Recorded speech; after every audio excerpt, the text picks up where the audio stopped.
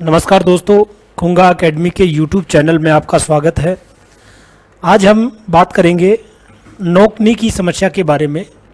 नोकनी का मतलब होता है अगर आपके घुटने आपस में टच होते हैं तो उसकी कारण आप मेडिकल में, फौज में जो अनफिट करार दिए जाते हो और उसको ठीक करने के क्या उपाय हैं या इसका कारण क्या है, ये सारी चीज़ें मैं इस वीडियो में आपको बताऊंगा।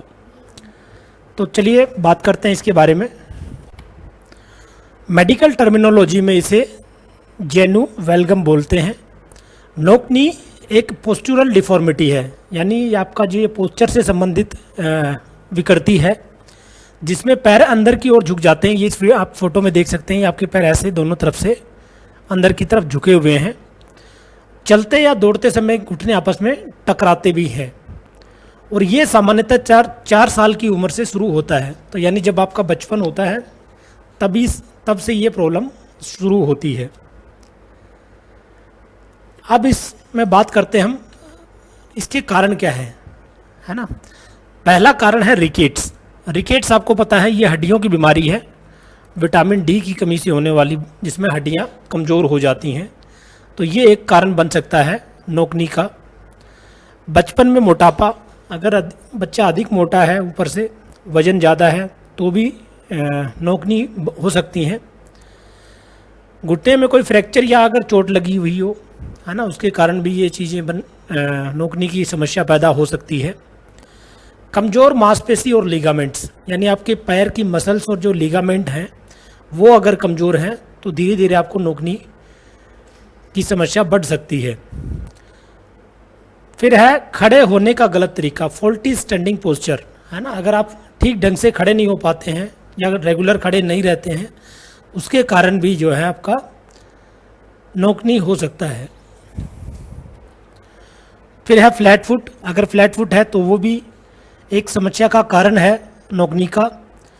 और लैक ऑफ बैलेंस डाइट, यानी आप उचित आहार खाने में नहीं लेते हैं तो भी आपको नोकनी की समस्या हो सकती है। अब बात करते हैं प्रिकॉशंस फॉर नोकनी, यानी नोकनी से बचने के क्या तरीके हैं। तो सबसे पहले है बैलेंस डाइट। आपका जो भोजन है वो सभी विटामिन, प्रोटीन, कार्बोहाइड्रेट, मिनरल्स सब में रिच होना ज़रूरी है, यानी वो सब चीज़ें उसमें मौजूद हों। Babies should not force to walk at early age. इसका मतलब है कि जो बच्चे छोटे होते हैं तो उनको जल्दी एज में पैदल चलाने की कोशिश ना करें, क्योंकि वो बोन का डेवलपमेंट उतना नहीं हो रखा होता है, जिसके कारण वो पैरों पे प्रेशर बन के ये नोकनी की समस्या पैदा हो सकती है। फिर है परफॉर्म प्रॉपर एक्सरसाइज, और आपका जो एक्सरसाइज आप जो करते हैं वो बिल्कुल प्रॉपर तरीके से करनी ज़रूरी है आपने, जिससे कि आप नोकनी की समस्या से बच सकें। अब देखते हैं करेक्टिव मेजर्स। करेक्टिव यानी अगर आपको नोकनी है तो आप उसको सुधार कैसे सकते हैं। तो सबसे पहले इसमें दिया है हॉर्स राइडिंग। हॉर्स राइडिंग एक ऐसी एक्सरसाइज है जिसमें आपके आप घुटने से घोड़े को दबाते हैं, जिससे कि नोकनी की समस्या में इजाद पाई जा सकती है। दूसरा है वॉकिंग कैलिपर्स। ये एक मेडिकल टेक्निक है, यानी अब अगर आप किसी डॉक्टर को दिखाओगे तो इस तरीके की आपको कैलिपर्स मिलेंगी जो पैरों में बांध के आप रख सकते हैं चलने के समय, और जिससे धीरे धीरे ही आपके पैरों का जो पोस्चर है वो ठीक हो सकता है। अब आता है सबसे साधारण जो प्रक्रिया है वो है वृक्षासन। वृक्षासन ये योग की एक प्रक्रिया है जिसमें आप एक पैर पे खड़े होके दूसरे पैर से अंदर जो आपकी थाई है उस पर प्रेशर डाल के खड़ा होना है एक पैर पे। इसको वृक्षासन बोलते हैं। ये बहुत अच्छी एक्सरसाइज है और इससे जो है आपकी समस्या जो है नोकनी की वो काफ़ी हद तक दूर हो सकती है। फिर है पद्मासन। पद्मासन भी दूसरी इम्पोर्टेंट एक क्रिया है योग की, जिसमें आप नोकनी की समस्या को पूर्णतः मतलब ठीक कर सकते हैं। तो आप जब भी बैठें कोशिश करें पद्मासन में बैठें, या दिन में आपका एक सेशन हो कम से कम कुछ देर का, जिसमें पद्मासन लगा के आप रोज़ बैठने की प्रक्रिया अगर करेंगे तो नोकनी की समस्या से आप छुटकारा पा सकते हैं। फिर ये एक एक्सरसाइज है, घुटनों के बीच तकिया दबाना। Keep a pillow between the knees and press the leg towards each other, कि बीच में आपने घुटनों के बीच में एक पिलो लिया और घुटनों से ही ताकत लगा के उसको रोज़ दबाने की कोशिश करें।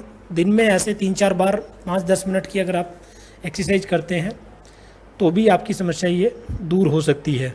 या कोई पिलो के अलावा कोई दूसरी चीज़ जिससे आपके घुटने पे कोई ज़्यादा पेन ना हो, वो भी इस्तेमाल की जा सकती है इसकी जगह पर।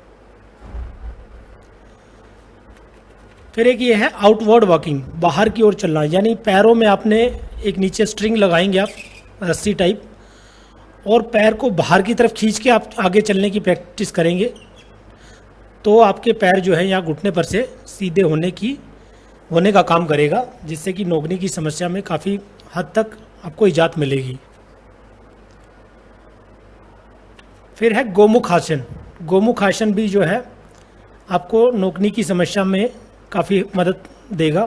तो ये योगासन जो है आपको स्पेशली जो पैर से संबंधित है, इनमें आपको काफ़ी हेल्प मिलेगी अपने आप को नोकनी की समस्या से दूर रखने में। तो दोस्तों ये वीडियो है नोकनी की समस्या के बारे में। नोकनी की समस्या आपको पता होगा, फौज में जब आपका मेडिकल टेस्ट होता है तो डॉक्टर आपके दोनों एडी टच करा के बीच में घुटने का गैप चेक करते हैं। वो गैप बहुत ज़्यादा भी नहीं होना चाहिए और आपस में टच भी नहीं होना चाहिए। तो अगर वो बीच में बिल्कुल प्रॉपर गैप है तो आप फिट पाए जाते हैं। अगर आपके घुटने टच होते हैं एक दूसरे से तो सेना के हिसाब से आपको अनफिट करार दिया जाता है। तो अगर आप एस्पिरेंट हैं, फौज में भर्ती होना चाहते हैं या कोई भी डिफेंस की अन्य जॉब प्राप्त करना चाहते हैं तो नोकनी की समस्या को आप ये जो मैंने अभी तरीके बताए हैं इसके हिसाब से दूर किया जा सकता है। आप हमारे YouTube चैनल को लाइक और सब्सक्राइब करें और ये वीडियो को आप अपने आगे दोस्तों को दिखाएं। Thank you. जय हिंद, जय भारत।